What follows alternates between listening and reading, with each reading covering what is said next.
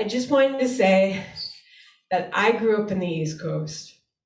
And one of the first things that I learned in life is that you don't share your money financial business with people. You keep that to yourself. And you don't let people know when you're in a financial situation. You definitely keep that to yourself. And here I am in a financial situation where I'm sure like so many other small businesses who are in the restaurant business, applied for the second round of PPP loans. And I did that through a legitimate bank called Wells Fargo, my bank of over a decade, my bank which gave us the first round of loans, the first PPP. And I did it just like they said, all along. Everything that the governor has told us with we're closing or for 3 weeks and I need you to pay your staff out for 3 weeks, I did that. And every time that they had us roll back from 25% indoors to, people just outdoors or takeaway or no outdoor and just like trying to hustle, I did. Every single time that they made us buy something new or invest in another something to protect people, we did it. There was a time when the governor told us to get creative with outdoor space and see how you could have it so people are spaced 6 feet apart. I dropped a good 30 grand to do that in our back garden. There's no kickback from the government. There's no anything coming back. It's just, I just did it so that I could have people back there. So with the PPP loan, the second round, I do the math on it and they're like, hey, we're guaranteeing that this money isn't going to go to every corporate schmo. It's going to be going to small restaurateurs. We're going to be focusing on minority-run businesses, on women-run businesses, on the people that were at the bottom of the food chain last time. We're going to make sure that they get their loans. So I did it all just like they told me to do, and I got a decline.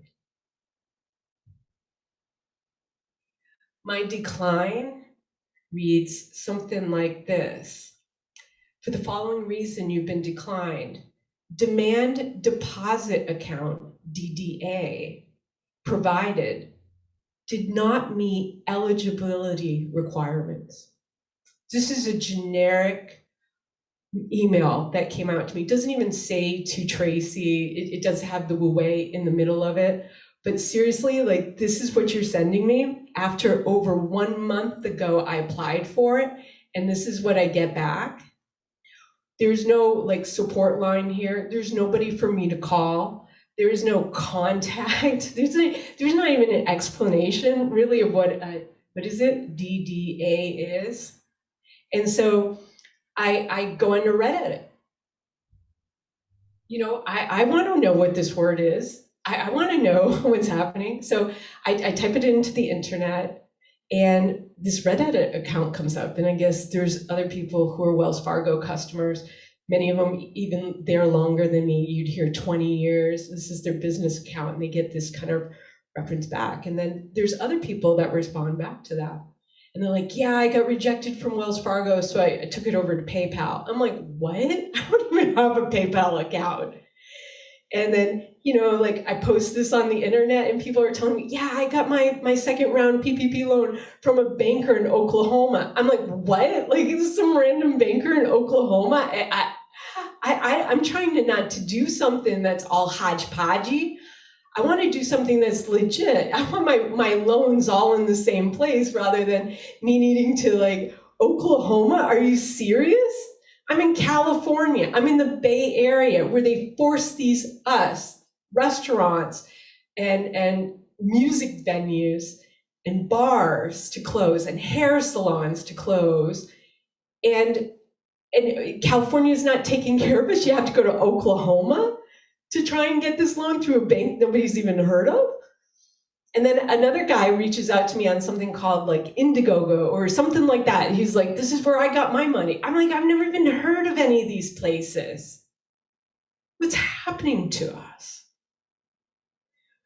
We expect so much of us as small businesses. You bend over backwards for a group of people, and I understand there's a lot of people who are severely at risk of dying from this disease.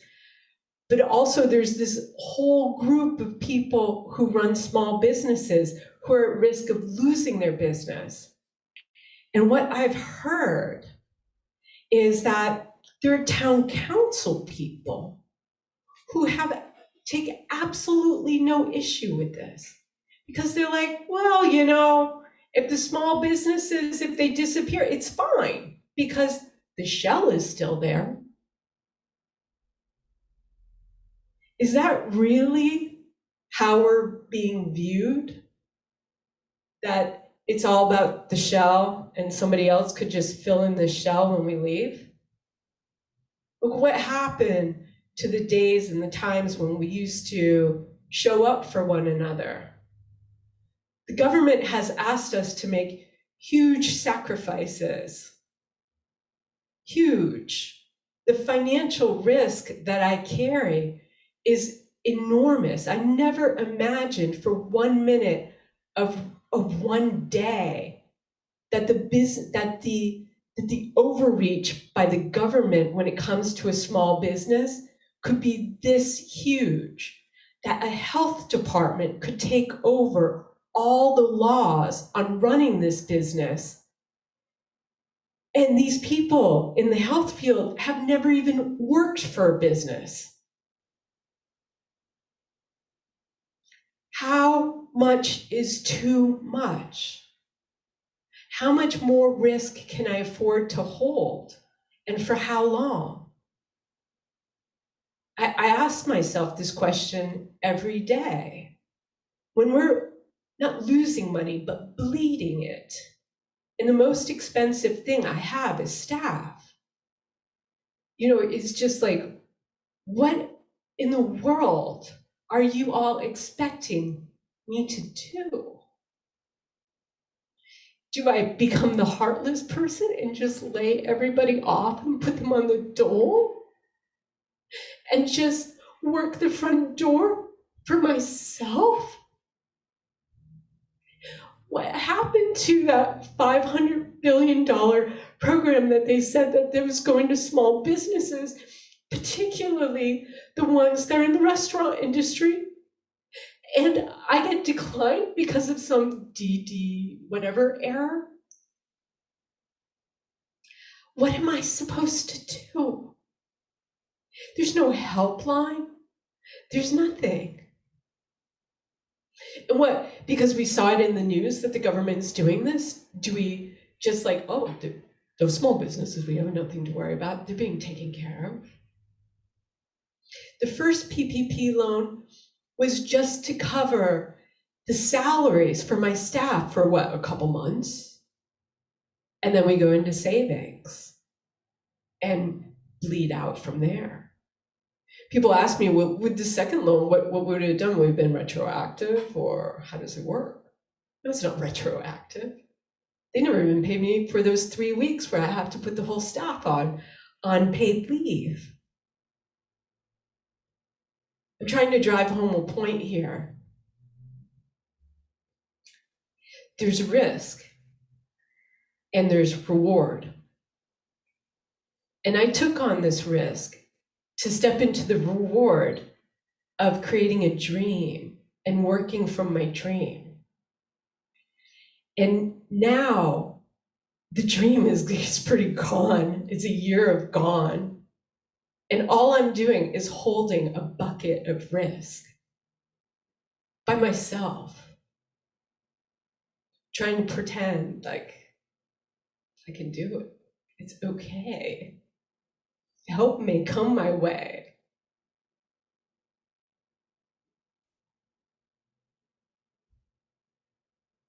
But it hasn't. And I doubt it will. And so I'm reaching out to the community and asking, do you know somebody who could tell me what these words mean? Do you know how I could get a loan that hopefully one day will turn into a grant? Because I have enough of a business mind to know that you never take out a loan to pay for labor. Oh yeah, I forgot the other thing. There's this holding out hope that, we'll be able to open up for 25% capacity. But maybe this week, maybe next week. If you've ever been in a restaurant business, 25% capacity is nothing. It's what, for us, 11 people, including staff. And I'm supposed to be grateful for these, breadcrumbs? It's been a year. And the last thing I heard from the health department was prepare for this to be indefinite. How can we have leaders tell us this? What kind of leader is that? And I know that my message, because, I'm not as keen on the mask thing or as keen on COVID as a bunch of other people may be. I just have to ask us, are we willing to sacrifice our small businesses for all this? Am I supposed to just hold on and play the hope game? I'm looking for advice because I'm cornered. I have my back in a corner right now, and it doesn't feel good.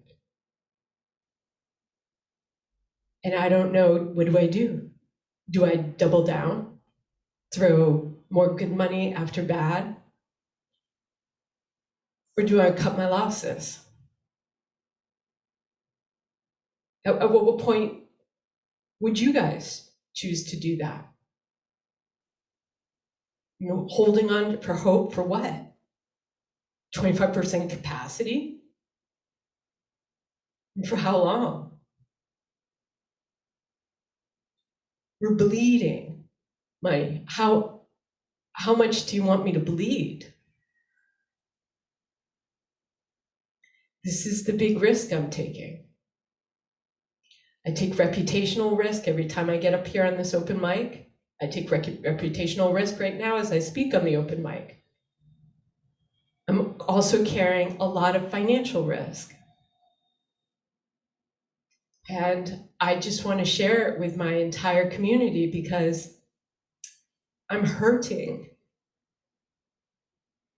And I don't know where to turn. I don't know how to find the support I need. I don't know what direction to go in.